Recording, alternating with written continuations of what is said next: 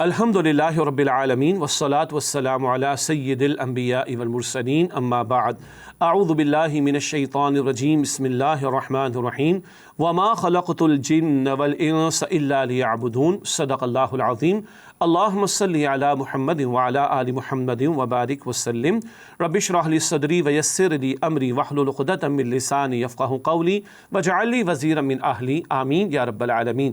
ناظرین کرام السلام علیکم ورحمۃ اللہ وبرکاتہ۔ اللہ تعالیٰ نے قرآن حکیم میں جا بجا عبادت کا ذکر فرمایا۔ ہر نماز کی ہر رکعت میں سورۃ الفاتحہ کی ہم تلاوت بھی کرتے ہیں اور ہم بھی دہراتے ہیں ایاک نعبد، اے اللہ ہم تیری ہی عبادت کرتے ہیں۔ اللہ تعالیٰ نے مختلف پیرایوں میں تصور عبادت کو قرآن حکیم میں کلیئر کیا ہے ہماری رہنمائی کے لیے۔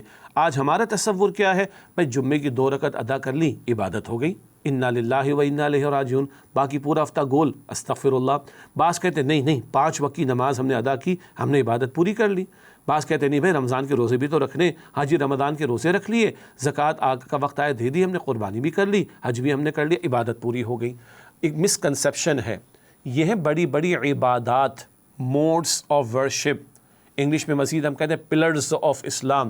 یہ اسلام کے ستون ہیں، یہ ٹوٹل اسلام تھوڑی، یہ عبادات ہیں، بڑی بڑی عبادت کے بڑے بڑے اعمال ہیں، یہ موڈس آف ورشپ ہیں۔ نماز عبادت کا بہت بڑا ذریعہ، زکوٰۃ عبادت کا بہت بڑا اظہار، روزہ عبادت کا بہت بڑا اظہار، حج عبادت کا بہت بڑا اظہار۔ نماز روزانہ 5 وقت کی فرض ہے، 1.5-2 گھنٹہ لگتا ہے۔ رمضان کے مہینے میں رمضان میں روزے رکھ لیتے ہیں ہم، اور زکوٰۃ سال میں 1 مرتبہ ادا کرنی ہے، چند منٹس کی کیلکولیشن اور پیمنٹ میں فوراً کوئی ٹائم بھی نہیں لگتا، اور ہر زندگی میں 1 مرتبہ صاحب استطاعت پر فرض ہے۔ لیکن ہم نے سمجھا کہ بس یہ عبادت مکمل ہو گئی، اور اللہ تعالیٰ تو کچھ اور فرماتا ہے۔ اللہ فرماتا ہے میں نے تو تمہیں پیدا ہی کیا عبادت کے لیے۔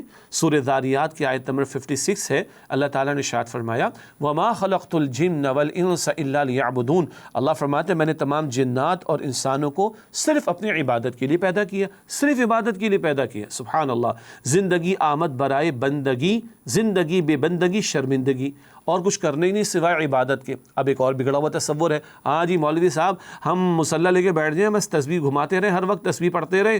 کس نے کہا ہے؟ کس نے کہا ہے؟ یہ تو ہمارے دماغ کی اختراع اور انوینشن ہے۔ کسی صاحب علم آدمی نے جو دین کا واقعتاً علم رکھتا ہو، صاحب علم ہو، دین کا علم رکھتا ہو، کبھی یہ بات نہیں کہے گا کہ 24 گھنٹے مصلی لے کے بیٹھے رہو، کبھی نہیں کہے گا۔ لیکن یہ اللہ تعالیٰ نے فرمایا کہ تمہیں پیدا کیا عبادت کے لیے، جس کو سمجھنے کی ضرورت ہے۔ عبادت کا لفظ عبد سے بنا، عبد عربی میں غلام کو کہتے ہیں، ہم اردو میں غلام کہتے ہیں، عربی میں عبد کہتے ہیں، انگلش میں سلیو کہتے ہیں۔ تو غلام ناٹ امپلائی، غلام ملازم نہیں، سلیو امپلائی نہیں۔ غلام کتنے گھنٹے کا غلام ہوتا ہے؟ 24 گھنٹے کا۔ دور نبوی صلی اللہ علیہ وسلم میں جو غلاموں کا تصور تھا ذہن میں لے کر آئیے، رومن امپائر کے دور کے غلاموں کا تصور ذہن میں لے کر آئیے، عرب کے ماحول میں غلاموں کا تصور ذہن میں لے کر آئیے۔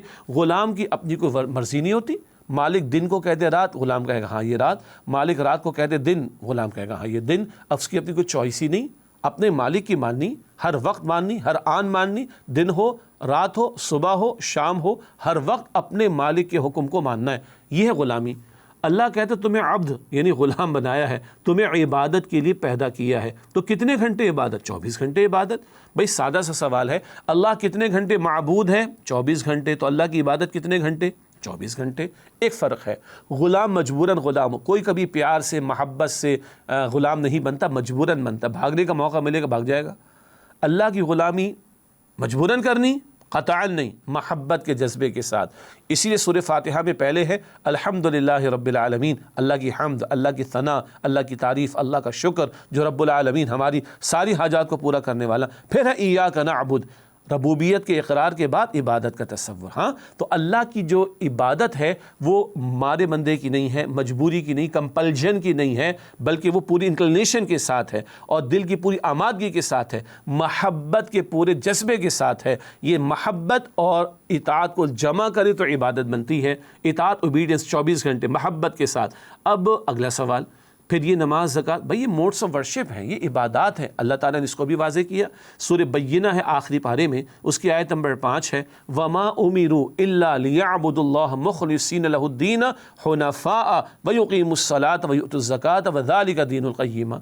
انہیں یہی حکم دیا گیا تھا کہ اپنی بندگی کو، اپنی اطاعت کو اللہ کے لیے خالص کریں اور اس کی عبادت کریں، یہ عبادت کا ذکر آیا، اور یکسو ہو کر اللہ کی عبادت کریں اور نماز قائم کریں اور زکوٰۃ ادا کریں۔ نماز الگ، زکوٰۃ الگ اور عبادت کا ذکر الگ۔ تو نماز عبادت کا ایک سمبل ہے، سائن ہے، عمل ہے، جی، موڈ آف ورشپ ہے۔ زکوٰۃ بھی، روزہ بھی، حج بھی، مگر یہ 24 گھنٹے کی عبادت تھوڑی۔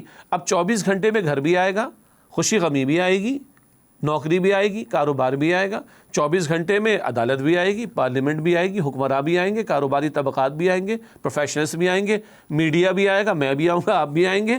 اب 24 گھنٹے عبادت کرنی ہے بھائی، ہاں، خوشی کے موقع پر بھی عبادت کرنی، غمی کے موقع پر بھی عبادت کرنی، کماتے وقت بھی عبادت کرنی۔ جج صاحب فیصلہ دے رہے، عبادت کرنی، اللہ کے حکم کے تحت فیصلہ دینا ہے۔ ہاں، حکومت کے ہمارے حکمراں فیصلے کر رہے ہیں، عبادت کرنی ہے، اللہ کے حکم کے تحت رہ کر فیصلہ کرنا ہے، اپنی مرضی نہیں چلانی۔ اللہ اکبر، یہ ہے عبادت کا تصور۔ اب اگر اللہ کا دین اسٹیبلش نہ ہو، اللہ کا دین جس کے لیے پاکستان ہم نے حاصل کیا تھا، پاکستان کا مطلب کیا؟ لا الہ الا اللہ۔ اگر اللہ کا دین قائم نہیں ہے تو اللہ تعالیٰ کے بہت سے احکامات پر عمل ہی نہیں ہو پائے گا۔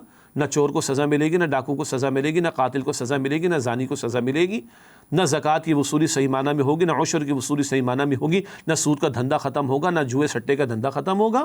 تو عبادت ذات سے لے کے، انفرادی سطح سے لے کے اجتماعی سطح تک مطلوب ہے، اور اس کے لیے اللہ کے احکام پر عمل اور نبی علیہ السلام کی تعلیم پر عمل انفرادی سطح سے اجتماعی سطح پر لازم ہے، تب عبادت مکمل ہوگی۔ اللہ مجھے اور آپ کو اپنی کامل عبادت کرنے کی توفیق عطا فرمائے، اور عبادت کا جو وسیطہ تصور ہے اس کے یقین کے ساتھ عمل کی توفیق عطا فرمائے، آمین یا رب العالمین۔ وآخر دعوانا الحمد للہ رب العالمین، والسلام علیکم ورحمۃ اللہ وبرکاتہ۔